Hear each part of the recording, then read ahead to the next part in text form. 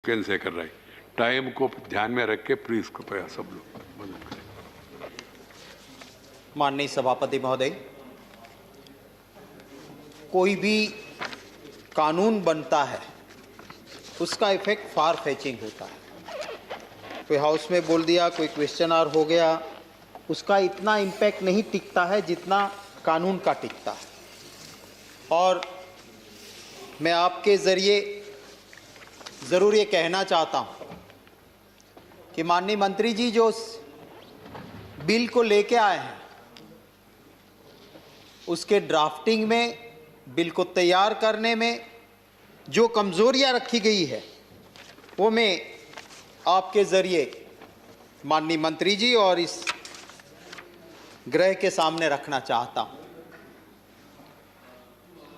Airport authority विधेयक,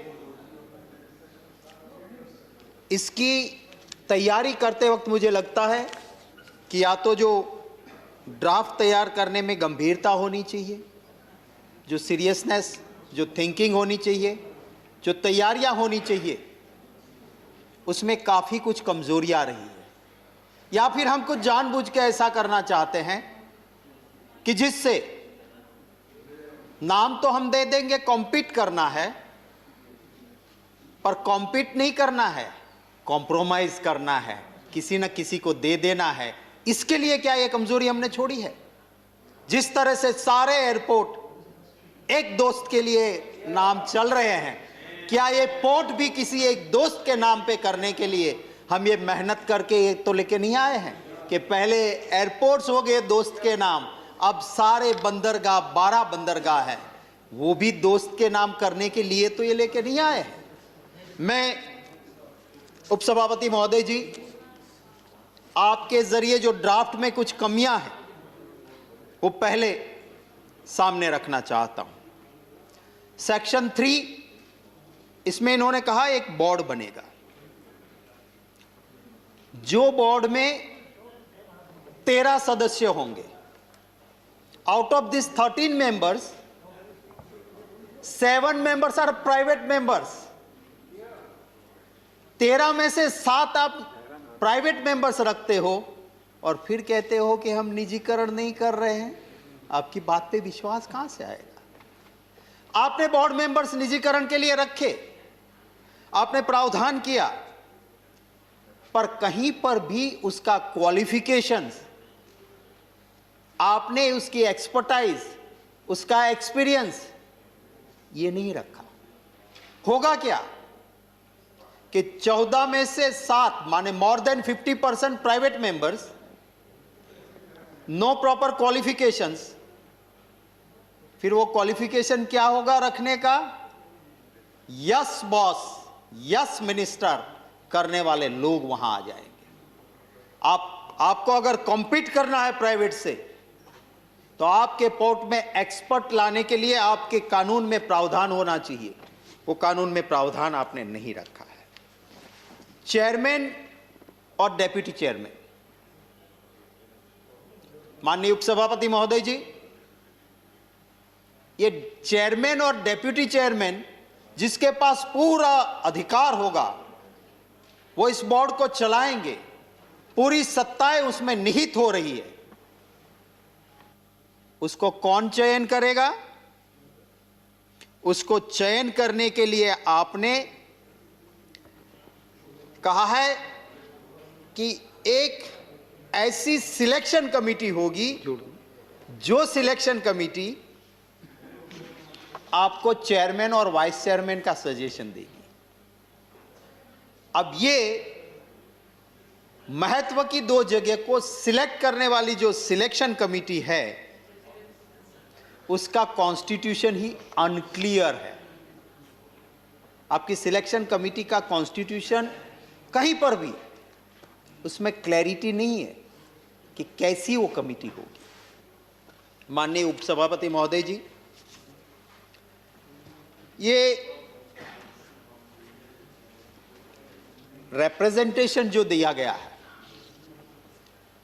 ये जो मेजर पोर्ट्स है, 12 मेजर पोर्ट्स है, और ये मेजर पोर्ट्स के हाथ, पांव और आत्मा अगर कोई है तो वहां मजदूरी करने वाले, वहां काम करने वाले कामदार हैं। आपने उसका प्रॉपर रिप्रेजेंटेशन नहीं दिया है। आपने कहा है वहां पे जो एम्प्लॉइज है उनके 2 लोग रहेंगे, और बिजनेस कम्युनिटी के आप कितने रख रहे हो? Why this disproportionate representation? जिन्होंने ये 12 बंदरगाह खड़ा किया है, उस कामदारों की आवाज को वहां बुलंद रखना, माननीय उपसभापति महोदय जी, मुझे लगता है कि बहुत जरूरी था। यहां पे जो इस बोर्ड के मेंबर होंगे, एक क्लॉज डाली है सरकार ने इसमें, the restriction period for those who are on the board, वही लोग फिर एम्प्लॉय बन के बोर्ड के मेंबर का कार्यकाल खत्म होने के बाद न बने, उसके लिए आपने रिस्ट्रिक्शन रखा। कितना रिस्ट्रिक्शन रखा? जस्ट फॉर 1 ईयर, 1 साल। माने आज मैं बोर्ड का मेंबर हूं, और ये तो साहब बड़े बड़े मगरमच्छ है, उसको कुछ फायदा करवा दिया, और 1 साल के बाद मैंने जिसको फायदा करवाया है उसी कंपनी का मैं बड़ा मैनेजर बन के वहां से मजे जिंदगी भर करता रहूंगा। तो ये रिस्ट्रिक्शन 1 साल का क्या ठीक है? आपको ठीक लगता है क्या? माननीय उपसभापति महोदय जी, एक क्लैरिटी होनी चाहिए। Port related use and non port related use. मैंने पूरा बिल देखा, port related use and non port related use, कोई क्लैरिटी इसमें नहीं है। ये बंदरगाह, 12 महाबंदरगाह हमने जो खड़े किए हैं, 12 मेजर पोर्ट्स, वो किसी एक सरकार की अस्कियामत नहीं है। इस देश की प्रॉपर्टी है, नेशनल प्रॉपर्टी है, और उसको संभालना हम सब की जिम्मेवारी है। सरकारें आएगी, सरकारें जाएगी, दोस्तों को फायदा होगा नहीं होगा ये मत सोचो। ये देश की संपदा को संभाल के रखना है, उसकी चिंता करनी होगी। और जब कानून ऐसा आएगा, उस कानून में आप इतनी खिड़कियां रखोगे कि जहां से बड़े बड़े लोग आके आपको तो थोड़ा बहुत फायदा दे देंगे, पर आपका बंदरगाह कल आपका नहीं होगा। आज हम जाते हैं ना एयरपोर्ट पे, जहां पहले इस देश का, उस शहर का महान हस्ती का नाम रहता था, आज आपके दोस्त का नाम का एयरपोर्ट हो गया है। उसी तरह ये 12 बंदरगाह की भी हालत इसी तरह की हो जाएगी। अगर हम इस कानून को ठीक से लाना चाहते हैं, इसके ड्राफ्ट को आपको ठीक करना होगा। आप इस बिल को स्टैंडिंग कमेटी को भेजिए। कम से कम आप बिल को, पहले गया था स्टैंडिंग कमेटी में, और वो स्टैंडिंग कमेटी में से आने से पहले वो लोकसभा भंग हो गई, इसलिए जो स्टैंडिंग कमेटी की भी रिकमेंडेशन थी आपने नहीं मानी है। ये मत समझो कि मुझे पता नहीं था कि स्टैंडिंग कमेटी में गया था, मैं सोच समझ के बोलता हूं। और वो उसके बाद, वो लैप्स होने के बाद आप जब बिल लेके आए, तो क्या आपकी ये जिम्मेवारी नहीं थी? माननीय उपसभापति महोदय जी, बैठे बैठे कमेंट की तो मैंने थोड़ा सा डायरेक्ट जवाब दिया, पर आपके थ्रू में ये कहना चाहता हूं कि उसी स्टैंडिंग कमेटी ने आपको कुछ सिफारिशें की थी, और उसी सिफारिश में ये भी कहा था स्टैंडिंग कमेटी ने कि port related use and non port related use, उसको ठीक से डिफाइन करो। क्या आपकी जिम्मेवारी नहीं है उसको सुनना? स्टैंडिंग कमेटी ने कहा कि आप एक क्लॉज रखते हो, your objects and reasons and one clause in the bill travelling totally in a different direction. आप कहते हो कि हम स्वायत्ता दे रहे हो, बट देन इसी कानून में एक क्लॉज रखते हो कि सरकार आपको डायरेक्शन देगी। माननीय उपसभापति महोदय जी, एक मॉडल गुजरात का था, महात्मा गांधी जी वाला, बहुत अच्छा मॉडल रहा, पूरी दुनिया ने उसे एडेप्ट किया। एक 2002 के बाद का भी गुजरात मॉडल आया है, ये उसी मॉडल की एक कॉपी है। इसमें क्या होता है कि अलग से कुछ कर दो, एक क्लॉज में सरकार के पास पावर रखो, कंट्रोलर एंड ऑडिटर जनरल का लिमिटेशंस कर दो और फिर मनमानी करते रहो, और कल को कुछ होता है तो मैंने कहाँ किया था, वो तो उस बोर्ड ने किया है, उसको तो मैंने स्वायत्त बना दिया था, ये अधिकार तो उनके थे। ये उसी मॉडल को आज यहाँ इम्प्लीमेंट करने जा रहे हैं, उसी बात का मेरा विरोध है। मैं माननीय उपसभापति महोदय जी, माननीय मंत्री जी जो है वो मेरे राज्य के भी है, मेरे डिस्ट्रिक्ट के भी है। मैं उनकी ज़्यादा तारीफ नहीं करूंगा, क्योंकि मैं तारीफ करूंगा तो उधर से उनका पत्ता कट जाएगा। मेरे जैसा यहाँ जैसा नहीं है कि इंटरनल डेमोक्रेसी है, कोई तारीफ भी कर दे तो भी उसका वही सम्मान खुशी होती है, वैसा नहीं है। इसलिए मैं ज़्यादा मनसुख भाई जी की बहुत तारीफ नहीं करूंगा। मेरे अच्छे दोस्त थे, पारिवारिक रिश्ते रहे उनके साथ भी। मैं जी आप इधर वो आता है सर, मैं तो बिल्कुल माननीय उपसभापति महोदय जी का इतना शालीन चेहरा है, उन्हीं को देख के बात करता हूं, पर कोई रोक टोक होती है तो मैं भी एक ह्यूमन बीइंग हूं, उधर ध्यान तो जाएगा। मैं ये आपके जरिए माननीय मंत्री जी को कहना चाहता हूं कि आप अगर विकास की बात करते, आप अगर डेवलपमेंट की बात करते, तो एशिया का सबसे बड़ा शिप ब्रेकिंग यार्ड गुजरात के भावनगर डिस्ट्रिक्ट में अलंग में आया। आप वहां पे थोड़ा, माननीय मंत्री जी दे रहे ध्यान, मैं कहता हूं आप और थोड़ा अपना पावर, अपना गुजरात कनेक्शन जो यूज करना है करके ये कहिए कि अलंग शिप ब्रेकिंग यार्ड को अगर आपको डेवलप करना है तो आप जो कानून 2019 में लेके आए हैं, आज तक उसका इंप्लीमेंटेशन नहीं हुआ है, इसको कर दीजिए।